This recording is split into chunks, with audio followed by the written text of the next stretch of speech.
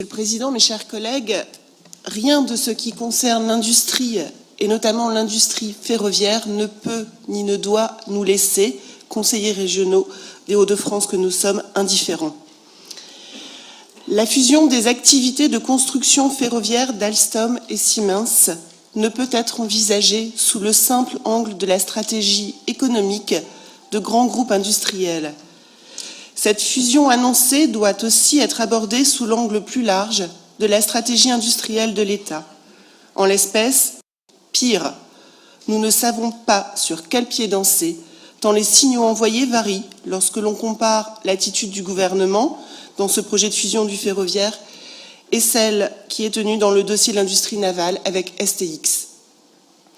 Mais pour m'en tenir à cette fusion Alstom-Siemens, elle pose, selon nous, un certain nombre de questions et d'inquiétudes qui appellent des réponses de la part de l'État.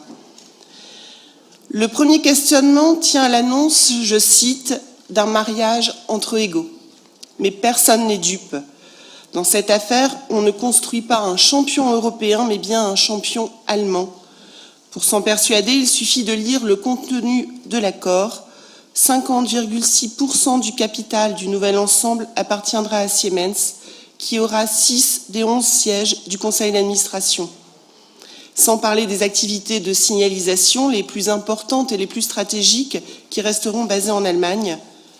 Dans ces conditions, quid d'un accord équilibré, le contrat de mariage semble déjà faussé. Deuxième questionnement, on nous parle de créer un Airbus européen. Là encore, il y a les belles formules et la réalité. Comment parler d'Airbus européen sans que l'État soit partie prenante au capital du nouvel ensemble? Comment parler d'Airbus européen avec la seule fusion de 2 entreprises, Alstom et Siemens, en laissant de côté d'autres entreprises importantes du secteur ferroviaire et notamment Bombardier? Troisième questionnement, ou plutôt crainte en l'occurrence, et non des moindres, on nous parle de garantie pour l'emploi. Là encore, disons clairement les choses. L'accord fait état d'une garantie sur 4 ans du maintien global du niveau d'emploi des 2 sociétés, en France comme en Allemagne.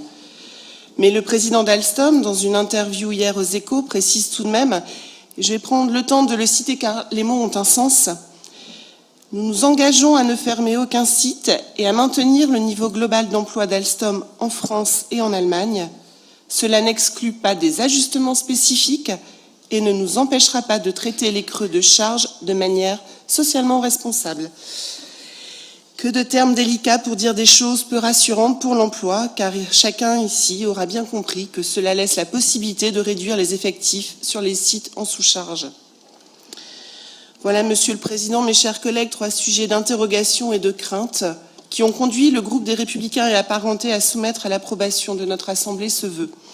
Beaucoup de questions, beaucoup d'inquiétudes, beaucoup de non-dits aussi, telle est du moins notre impression, qui appellent des réponses, des assurances, de la transparence.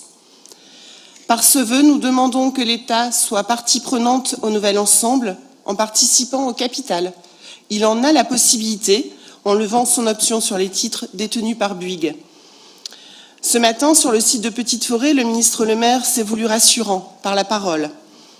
Une participation de l'État au capital serait une preuve par les actes que cette fusion s'inscrit dans une stratégie industrielle nationale en faveur du ferroviaire. Et ce serait faire preuve de garantie que tous attendent sur le territoire et en région. Je vous remercie.